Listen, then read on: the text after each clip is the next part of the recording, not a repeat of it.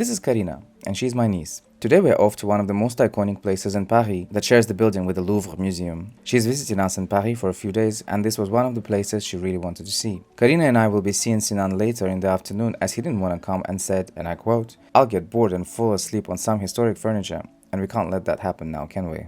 Musée des Arts Décoratifs preserves one of the largest collections of decorative arts in the world, including pieces from the Museum of Fashion and Textile and the Museum of Advertisement. It includes about 15,000 objects, 6,000 of which presented to the public, and is divided chronologically: Middle Ages, Renaissance, 17th, 18th, 19th centuries, Art Nouveau and Art Deco, and Modern Contemporary. It has also 7 thematic departments: jewelry, graphic arts, advertising, toys, wallpaper, glass, and fashion and textile. Speaking of fashion, this is one of the first places I had visited when I first came to Paris, back when I worked as an editor of a fashion magazine. I attended a gorgeous haute couture show of a fashion duo, Dice Kayak, autumn-winter 2015-2016. It was fabulous, and one of the shows I will always remember. The museum has its roots grow all the way back to 1864, when the Central Union of Fine Arts applied to industry was formed. It then occupied the Marsan wing of the Louvre since 1897. The wing was organized around a large central gallery, the one I attended the show in, with different levels on each side intended to house the offices of the Court of Audit. New architects, Gaston Redon and Paul Laurent, took over the structural work without modifying it, reserving the main nave for the temporary exhibitions, and on the levels transformed into galleries, the presentation of the permanent collections. The museum was finally inaugurated on May 29, 1905.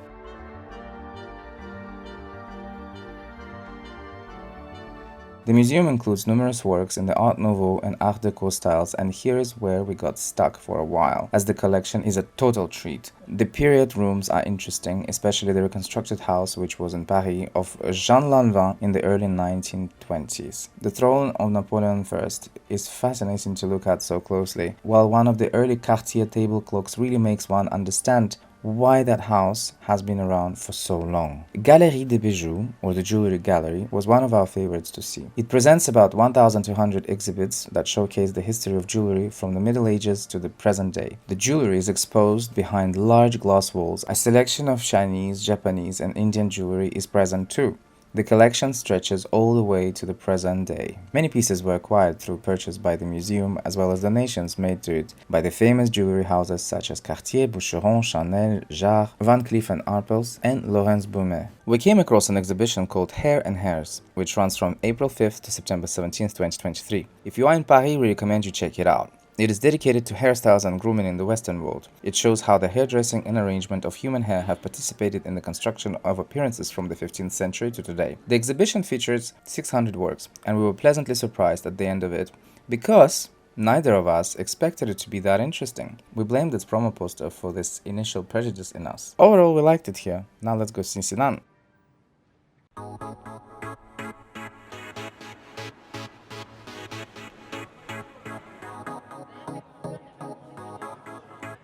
So I will formally introduce you to my niece. Her name is Karina. Hello.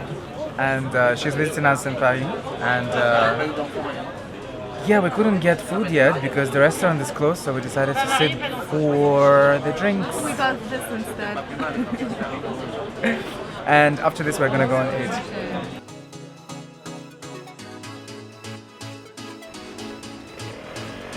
We decided to pass by this old historic building of La Poste, and they just restored it, and I think it's absolutely amazing. They even added the hotel on the side.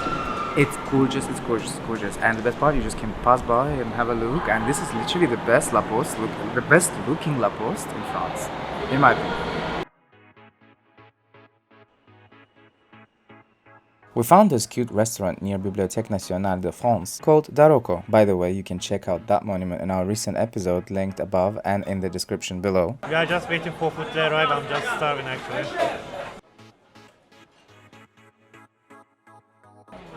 Oh my god, the food just arrived. It's amazing. It smells amazing actually. Look. The food was Italian and really good.